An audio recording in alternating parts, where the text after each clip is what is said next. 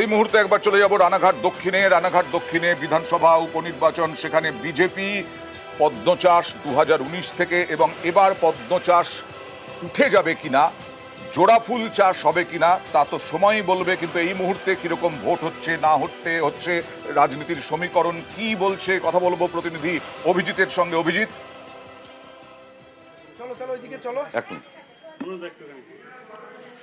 অয়ন, রানাঘাট দক্ষিণ বিধানসভা কেন্দ্রের উপনির্বাচন এবং সকাল থেকেই এখানে বিজেপির অভিযোগ যে গ্রামে গ্রামে ঢুকে আগের দিন রাত থেকে নাকি তৃণমূল কংগ্রেস আশ্রিত দুষ্কৃতীরা, বহিরাগতরা, তারা এখানে হুমকি দিয়েছে, এমনকি বন্দুক দেখিয়ে তারা বিভিন্ন গ্রাম বিজেপির কর্মী সমর্থক তাদেরকে এখানে হুমকি দিয়েছে।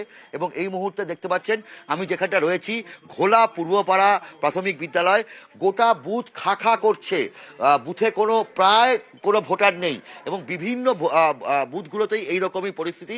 এবং এখানে এই ঘোলা পূর্বপাড়া এলাকাতেই দেখতে পাচ্ছেন লেনিন বালা, এই যে এই ছাত্র এবং এই লেনিন বালা, তার অভিযোগ যে গতকাল তাকে এখানে হুমকি দেওয়া হয়। কি অভিযোগ?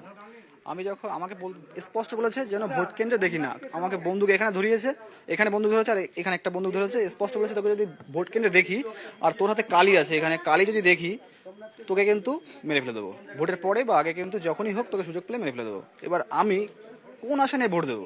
আপনারা বলছেন ভোট দেওয়ার কথা, আমি তো ভোট দিতে গেলেই আমি যদি মারা যাই আমার বাবা মাকে কে দেখবে? এই জন্য আমি ভোট দেবো না, আমি এখন বাড়ি দেখে যাবো।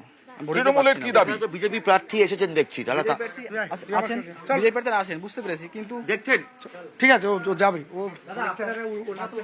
এবং দেখতে পাচ্ছেন অয়ন, এখানে তৃণমূল কংগ্রেসের স্থানীয় নেতৃত্বের বক্তব্য যে তারা এই বিষয়ে কিছুই জানেন না, তারা সাধারণ তৃণমূল অভিযোগ অস্বীকার করছে। আমি চলে যাব আরো একটি খবরে। বিজেপির পোলিং এজেন্টের বাড়ি ভাঙচুর ও গুলি চালানোর অভিযোগ উঠল তৃণমূলের বিরুদ্ধে। পায়রাডাঙ্গায় রানাঘাট দক্ষিণে পঞ্চায়েত সদস্যের বাড়িতে হামলার অভিযোগ। কথা বলবো প্রতিনিধি রঞ্জিতের সঙ্গে। রঞ্জিত, কি ঘটনা ঘটেছে? দেখো, রানাঘাট দক্ষিণ বিধানসভার পায়রাডাঙ্গা পঞ্চায়েতের 2 নম্বর প্রীতিনগর এলাকার ঘটনা। গতকাল রাতে যে অভিযোগ উঠছে, 30 থেকে 40 জন 2 নম্বর পঞ্চায়েতের পঞ্চায়েত সদস্য তাদের বাড়িতে গিয়ে রাতের অন্ধকারে হামলা চালাবার অভিযোগ। শুধু একজন দুজন নয়, 30 থেকে 40 জন। এই ঘটনায় কিন্তু ব্যাপক উত্তেজনা ছড়ায় পায়রাডাঙ্গা প্রীতিনগর এলাকায়। যদিও ঘটনার পরে ছুটে আসে পুলিশ, এখনো পর্যন্ত পুলিশ সূত্রে জানতে পারা যাচ্ছে 26 জনকে এই ঘটনার সঙ্গে যুক্ত থাকার অভিযোগে গ্রেপ্তার করেছে পুলিশ। এখনো পর্যন্ত এলাকায় থমথমে পরিবেশ, পুলিশি নিরাপত্তা বাড়ানো রয়েছে, কেন্দ্রীয় বাহিনীর টহল রয়েছে। যদিও এখনো পর্যন্ত ওই কেন্দ্রে ওই বুথে কিন্তু ভোট গ্রহণ চলছে, এলাকায় ভোট গ্রহণ চলছে। বিজেপির যিনি পঞ্চায়েত সদস্য রয়েছেন তার এবং তার আরো সহকারে পাশের পঞ্চায়েত সদস্য, তার বাড়িতেও কিন্তু হামলা চালানোর অভিযোগ করতে তৃণমূল দুষ্কৃতের বিরুদ্ধে। এই মুহূর্তে পরিস্থিতি অনেকটাই থমথমে। তৃণমূল কি বলছে? দেখো, এই ঘটনা তৃণমূল একেবারে অভিযোগ অস্বীকার করেছে, এর সাথে কোনো রকম সম্পর্ক নেই বা এই ধরনের কোনো ঘটনায় ঘটেনি বলে কার্যত জানাচ্ছে তৃণমূল কংগ্রেসের পক্ষ থেকে। যদিও পুলিশের পক্ষ থেকে 26 জনকে গ্রেপ্তার করা আছে, তাদের রাজনীতি পরিচালনার চেষ্টা চালাচ্ছে। ধন্যবাদ রিজু। ছোট্ট করে তোমার কাছে যাই, এরকম অভিযোগ করছে, দেখাচ্ছে বিজেপি পঞ্চায়েত সদস্য এবং ভোটের আগের দিন রাতে এরকম ভাবে হামলা। রানাঘাট দক্ষিণ কি নিরাপদ নয় তোমাদের পক্ষে? দেখুন, এগুলো বিক্ষিপ্ত ঘটনা, ভিত্তিহীন সব অভিযোগ হচ্ছে। যদি অভিযোগ করতে হয় পুলিশের কাছেও যাওয়ার দরকার নেই, কিউআরটি আছে ওখানে, ইলেকশন অফিসাররা আছে, জানান, ফোন করুন, প্রোটোকল ফলো করুন, মিডিয়ার সামনে বলে কি হবে? আর এই মানুষটার উপরে তো কেউ না কেউ হামলা করেছে, এটা আমি স্বীকার করছি।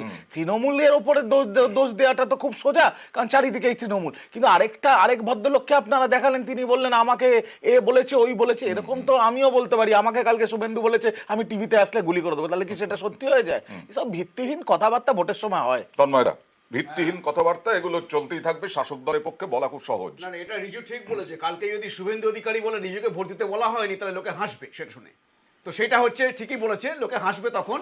আর এইটা যেটা আপনাকে অয়ন্দা আমি প্রথমেই বলছিলাম, যে মানুষ বুথ পর্যন্ত পৌঁছতে পারবে কিনা, কারণ এইটাই করা হয় আগের দিন রাত্রে বা তার আগের দিন রাত্রে, এটা 48 আওয়ার্স আগে থেকে শুরু হয়। এবং গিয়ে বাড়িতে বলে দেওয়া হয়, বন্দুক দেখানো হয়, কালকে যদি ভোট দিতে বেরো তাহলে কিন্তু আর বাঁচবে না। এটা হচ্ছে, দেখুন, বাম আমলে হতো, বাম আমলে সাদা থান পাঠানো হতো, তখন তৃণমূল বলতো, বামেরা হাসতো। এখনো দেখতে পাচ্ছেন সেই একই রকম ঘুরে গেছে এখন এখানে এখন- এখন এখানেও আমরা পঞ্চায়েত বলছি ভোটের সময় গভর্নমেন্ট সাদা থানের বিরোধী, সংস্কৃতি একটা এসেছিল। আপনারা একটা একটা 5 সেকেন্ড বড় করে দেবেন। ছবিটা দেখাই। এটা বিজেপি পঞ্চায়েত সদস্যের বাড়ি। তৃণমূলের বিরুদ্ধে অভিযোগ পায়রাডাঙ্গার প্রীতিনগরে যে এখানে গুলিও চলেছে, ভাঙচুর তো হয়েছে, গুলিও চলেছে। রিজু কিছু বলছে? আমি একটাই কথা বলতে চাই। ধরুন এটা রানাঘাটের ঘটনা আপনারা দেখাচ্ছেন, রানাঘাটের যে বিজেপির বিজয়ী বিধায়ক তিনি আমাদের দলে এখন, কিন্তু বিজেপির পুরো সংগঠনটা কি তৃণমূলে চলে এসছে? তো তাহলে এরা যে নেকা কান্না কাঁদে, সংগঠনটা কোথায়?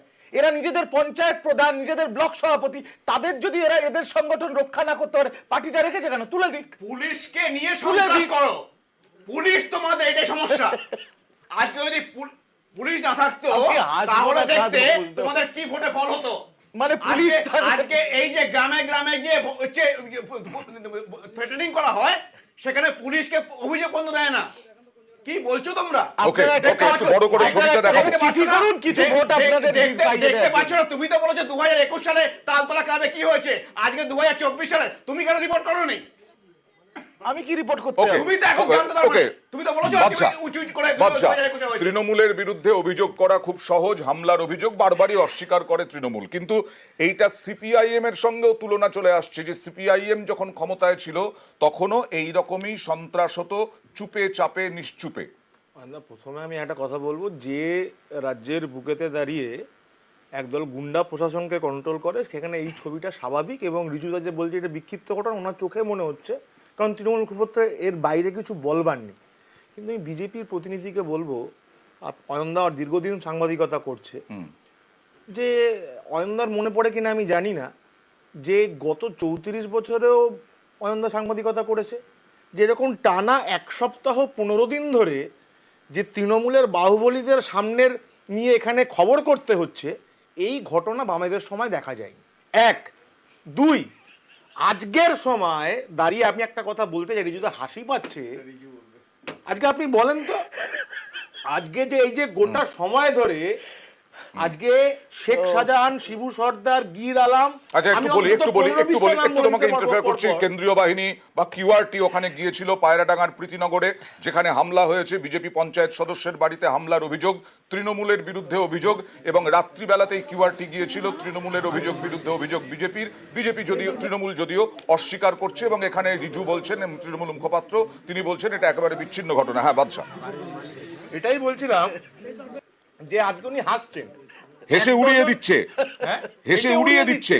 কারণ সিপিআইএম এর আমলে কি হয়েছিল না হয়েছিল সেটা রিজু দত্তর নাকি এখনো পর্যন্ত স্পষ্ট মনে আছে। কার্যত আজকে রিজুদা, আমি তোমার বলবার সময় বলিনি, আমি বলছি কার্যত আজকে তৃণমূল রাজনৈতিক দলটা রাজনীতির জায়গায় নেই। আজকে 5 বছর তো তাকে ব্যবসা করে কাটাতে হবে, তাই একদিনের জন্য শেখ শাহজাহান তো নেতৃত্ব দেবেই। তাই জন্য তো আজকে শেখ শাহজাহানের মাতব্বরি, তাই জন্য তো আজকে শিবু সর্দার, জয়ন্ত সিং, সুবোধ সিংদের মাতব্বরি। এদেরকে তো ওই জন্যই সামনে তুলে আনা, কারণ 1 বছরের তাদের দাদাগিরি, 5 বছরের রোজগার। ওই যে দোলাসেন না, এই শুভেন্দু অধিকারী বারবার অভিযোগ করেন রিজু যে শাহজাহান নাকি এই রাজ্যে বহু জায়গায় আছে, এবং বলা হচ্ছে যে এই রকম ভাবে জেসিবি, জয়ন্ত সিং এরাই নাকি এক একজন শাহজাহান। সিপিএম এর কি এরকম রাখতে হয়েছিল লোক?